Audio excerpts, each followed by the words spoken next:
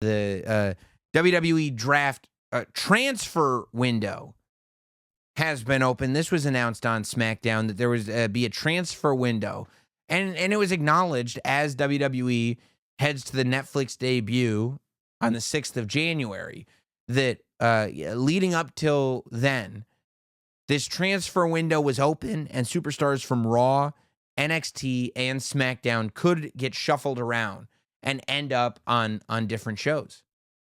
And we're seeing deals start to be made already.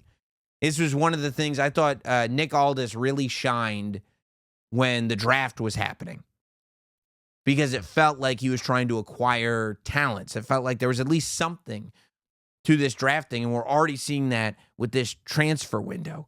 We saw Nick Aldis having a meeting with Gunther, with the world heavyweight champion, and right there you're going, well, during the draft, titles weren't going to be changing.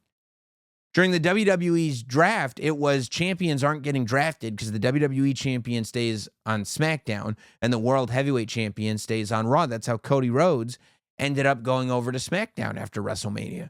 But if the transfer window is open, who's to say Gunther and the world heavyweight title won't end up on SmackDown while Cody Rhodes and the WWE championship ends up on Raw?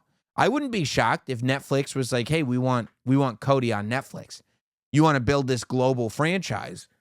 We want Cody over here and we want Roman over here. You know, and I who knows who ends up going over to SmackDown if Gunther goes over there. I mean, there's a lot of different possibilities we could see. I think the thing that the whole world was talking about was the fact that when Bianca Belair was walking down the hallway, we looked in the distance, and there was Dirty Daddy Dominik Mysterio meeting with Nick Aldis. Can you imagine if Nick Aldis were able to acquire the coup of the century? If Nick Aldis were able to bring Dominik Mysterio over to SmackDown? I'll tell you, if a roster lost Roman Reigns, it would be a tough loss. But if the headline was, yeah, but we picked up Dominik Mysterio, everything would probably be fine after that. Carmelo Hayes interrupted the Gunther Nick Aldis discussion, and he said, look, if you don't have anything for me to do, I like the sound of Monday Night Mellow going over to Netflix. And Nick Aldis said, don't threaten me with a good time, but told him he would have an opponent, a special opponent for him on SmackDown. Nobody knows who it is. Will this be a trade? Will this be a call-up? Will this be a new signee? The last time Nick Aldis said something like that, the Motor City Machine Guns were the ones that showed up, and a lot was made out of the connection that those guys had in the past. Maybe Nick Aldis bringing somebody else up from TNA. Maybe Bobby Roode, Glorious, is coming back to compete on SmackDown, and Nick Aldis is the one responsible for it because it's another TNA guy. Who knows? You know, I couldn't begin to speculate. It could be pretty much anybody.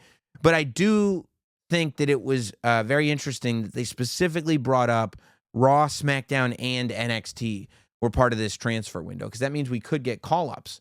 Maybe it's one of those things where, you know, some of the bigger stars on SmackDown end up going over to Raw, and SmackDown gets guys like Gunther, maybe a couple of other people from Raw, but maybe SmackDown also ends up getting some of the big stars from NXT.